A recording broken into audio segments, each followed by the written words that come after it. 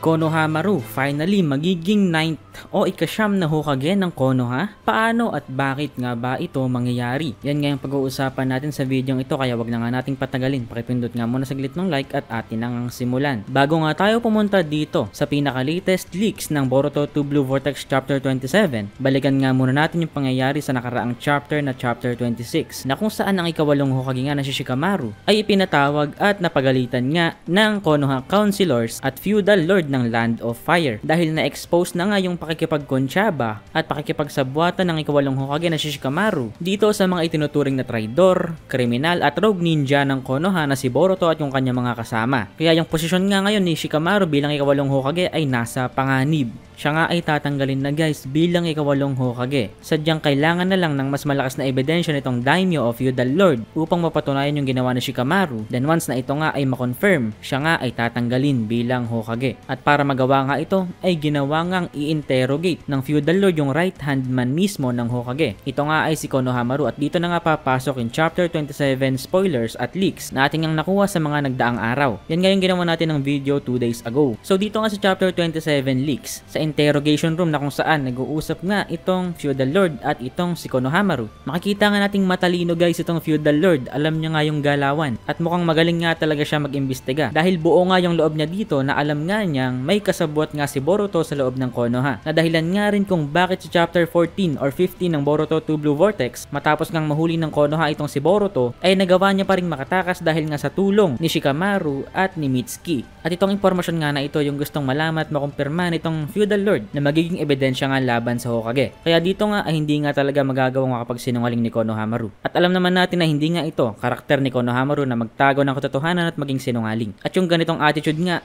ay alam din at naramdaman din ng Feudal Lord. Kaya alam nga niya sa sarili niya na itong si Konohamaru nga ay honest at straightforward. Pero kahit ganun para sa kanya nga mukhang siguro namamanipulate nga itong si Konohamaru. Iniisip nga niya na baka kinokontrol nitong si Boruto or kung sino man itong si Konohamaru. Or maybe kinokontrol siya ng Hokage. Kaya dito mas tumaas nga yung suspicion ng Feudal Lord. At dito nga ay bago nga itanong ng Feudal Lord kay Konohamaru kung sino nga ba yung tumulong kay Boruto na makatakas sa kanyang interrogation, ininterrupt ni Shikamaru si Konohamaru sa pamamagitan ng mind transfer technique nitong si Inojin na kanilang ginamit upang makapag-communicate sila using telepathy. Dito nga inamin ni Shikamaru na siya nga yung tumulong kay Boruto. Nabinigay nga niya kay Mitsuki yung code upang matanggal nga yung lock o posas sa mga kamay ni Boruto. At dito na nga papasok guys yung sinasabi ko na si Konohamaru nga yung magiging ika-9 na Hokage. So ano nga ba to? Pero bago nga tayo magpatuloy sa ating video guys, gusto ko nga muna palang i-introduce sa inyo itong exciting game na alam kong marami sa inyo ang magiging interesado. Ito nga ang Bleach Soul Resonance. May mga exciting na info nga akong i-share pero kung ngayon palang interesado ka na, pwede ka na nga magpa-register agad para maging isa ka nga sa mga unang makalaro nito sa November 21st kung kailan ito malalaunch officially. Nasa description at pinned comment nga guys yung link.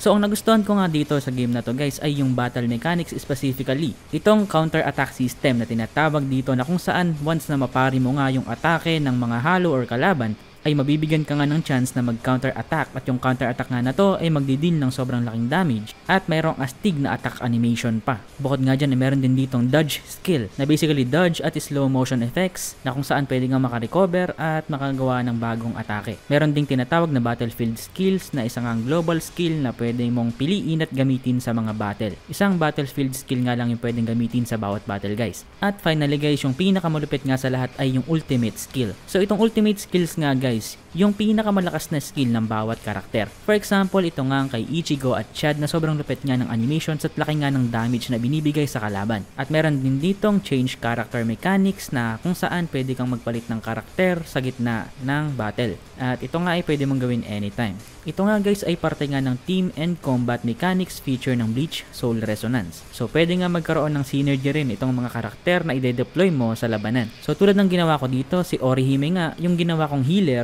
para hindi mamatay si Ichigo at Chad na may tuturing niyang fighters at brawlers sa ibang gaming terms na alam nyo. Marami pa ngang features itong Bleach guys tulad ng character attributes, weapons, skills, boundary at inscription na pwede mong i-upgrade at i-modify based sa preference mo. At syempre guys, dahil 2 minutes nga lang itong promotion na ito, hindi ko nga kayang sabihin lahat dito. Kaya isasuggest ko na ikaw mismo yung maglaro at sumubok ng laro na to guys. Kaya naman wag mo na patagalin, ilalunch na nga to next month. So ito nga guys ay magiging available sa inyong mga mobile devices at pwede rin to sa mga emulators. Kaya mag-register ka na, madali lang yan, pinutin mo lang yung pre-register link na nakalagay dyan sa ibaba.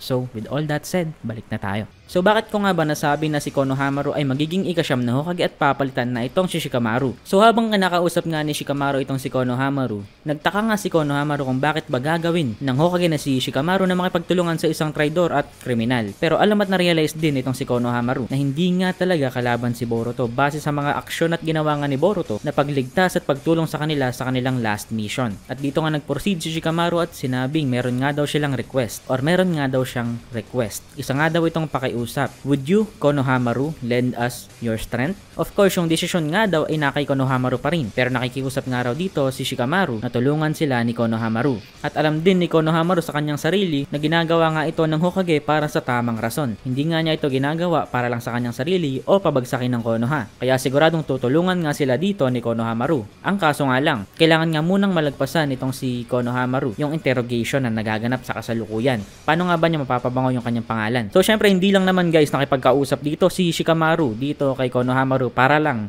sa request. Syempre meron nga siyang plano gamit yung kanyang 200 IQ strategy. Ano nga ba yung strategy na tinutukoy dito ni Shikamaru? So ang pinakamaaaring mangyari nga dito guys, dahil masisira na rin naman yung pangalan nitong si Shikamaru at alam naman niya sa kanyang sarili na in time, in a matter of time, malalaman din itong daimyo at mga Konoha counselors yung katotohanan. At alam naman nating mahina rin si Konohamaru pagdating sa manipulation at pagsisinungaling. Kaya hindi nga siya pwedeng magsinungaling dito. Mahahalata nga siya dito ni Sai at ng Feudal Lord dahil mauutak nga tong dalawa na to. At kung ating makikita dito guys, parang nakakahalata rin itong si Sai sa kung ano yung nangyayari. Nakikita kasi niya yung reaction at facial expressions dito ni Konohamaru. So most likely ang ibibigay na plano dito ni Shikamaru ay yung aminin na finally nitong si Konohamaru na ang Hokage o ikawalong Hokage na si Shikamaru nga yung totoong tumulong kay Boruto na makatakas mula sa interrogation. So dito guys, talagang matatanggal nga si Shikamaru bilang Hokage dahil dito sa rason na to. Magkakaroon nga ng malakas na ebidensya ang daimyo laban sa Hokage. At dito nga pwedeng mapabilib ang daimyo sa pagiging honest at totoo nitong si Konohamaru. So ang pwedeng mangyari nga sa plano na to guys ay itong si Konohamaru yung magiging Hokage dahil siya nga yung magiging isa sa mga pinaka-top candidate bilang isang Hokage. Paano nangyari yon? Well, sobrang ganda nga kasi ng reputation at qualification itong si Konohamaru. Napatunayan nga niya na isa siyang honest at loyal na ninja, isa nga siyang Jonin, grandson o apo ng Lord 3rd, apprentice ng ikapitong Hokage, at right-hand man ng Lord 8 for straight 3 years. So pwedeng alam nga ni Shikamaru na ito talagang si Konohamaru yung magiging Hokage at best candidate para sa posisyon na ito. So, oo, bababa nga si Shikamaru bilang Hokage. Pero dahil dito sa nangyari na to,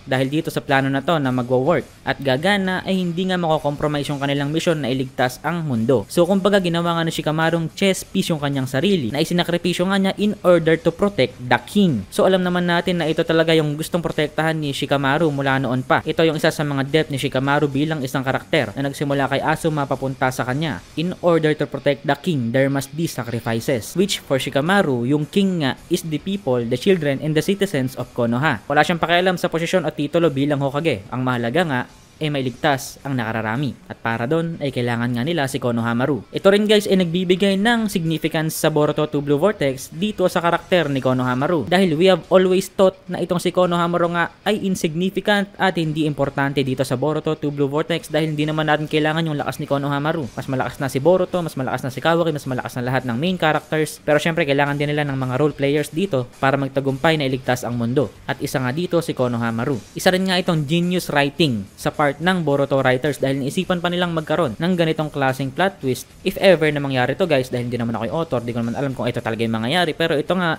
yung naiisip ko. At talaga namang maganda rin, di ba?